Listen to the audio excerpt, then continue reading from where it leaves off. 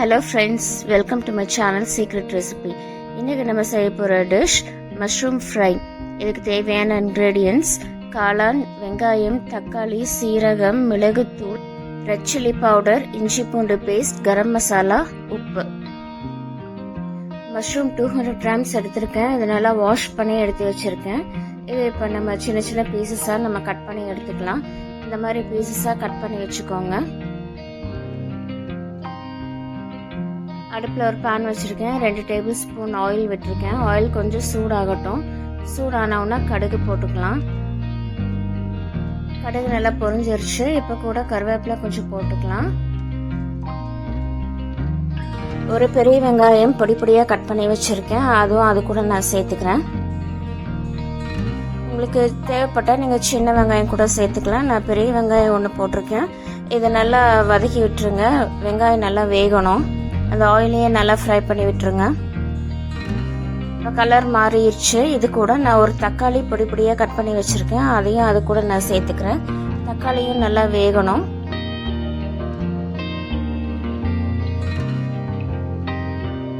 நல்லா வதக்கி விட்டுக்கோங்க. வெங்காயம் தக்காளி கொஞ்சம் வேகிறதுக்காக நான் கொஞ்சமாக தண்ணி சேர்த்துக்கிறேன். தண்ணி சேர்த்துட்டு இதை கலந்து விட்டுட்டு ஒரு நிமிஷம் நம்ம மூடி வச்சிடலாம். வெங்காயம் தக்காளி நல்லா வெந்தால் தான் டேஸ்ட் நல்லா இருக்கும். இது ஒரு தடவை கலந்து விட்டுட்டு நம்ம ஒரு 2 நிமிஷம் மூடி போட்டு மூடி வச்சிடலாம். ஓப்பன் பண்ணி பார்க்கலாம். வெங்காயம் தக்காளி நல்லா வதங்கிருச்சு.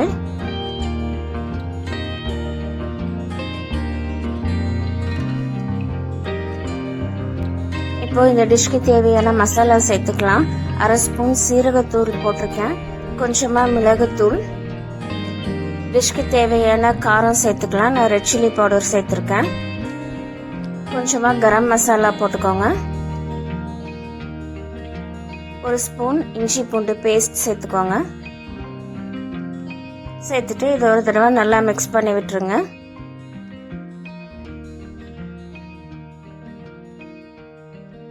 ஒரு நிமிஷம் நல்லா மிக்ஸ் பண்ணி விட்டுருங்க. இந்த மசாலா கூட நம்ம கட் பண்ணி வச்சிருக்கிற காளானை சேர்த்துக்கலாம். சேர்த்துட்டு இதை ஒரு தடவை நல்லா கலந்து விட்டுருங்க.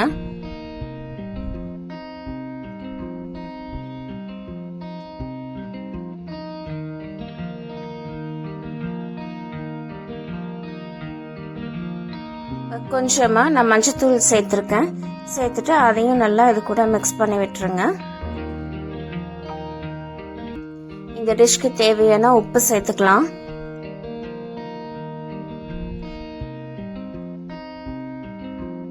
உப்பு சேர்த்துட்டு ஒரு தடவை நல்லா கலந்து விட்டுறலாம்.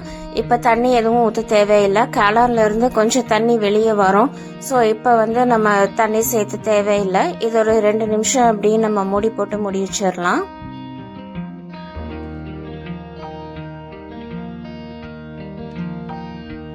இப்போ இதை ஓப்பன் பண்ணி பார்க்கலாம்.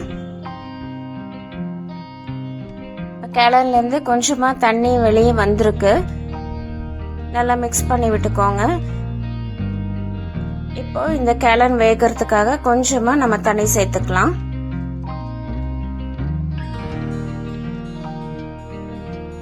மஷ்ரூம் சீக்கிரமா வெந்துடும். ஸோ கொஞ்சமா தண்ணி விட்டுக்கோங்க. தண்ணி விட்டுட்டு இது நல்லா மிக்ஸ் பண்ணி விட்டுருங்க.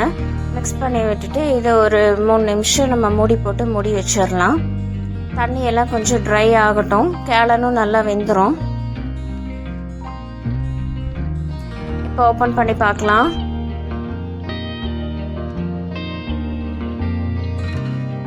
காளான் நல்லா வெந்துருச்சு. நம்ம ஊற்றின தண்ணியும் நல்லா ட்ரை ஆயிருச்சு.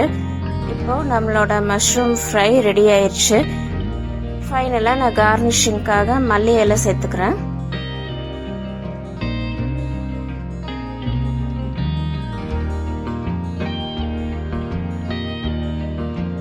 கொத்தமல்லி சேர்த்தினதுக்கு அப்புறம் இதை நல்லா ஒரு தடவை கலந்து விட்டுறலாம். இப்போ நம்மளோட மஷ்ரூம் ஃப்ரை சூப்பராக ரெடி ஆயிடுச்சு. இந்த டிஷ் ரொம்ப சிம்பிள் அண்ட் டெலிஷியஸ் ரெசிபி. இந்த டிஷ் இட்லி, தோசை, சப்பாத்தி, நான், ரைஸ் எல்லாத்துக்குமே இது ரொம்ப சூட்டபுளாக இருக்கும்.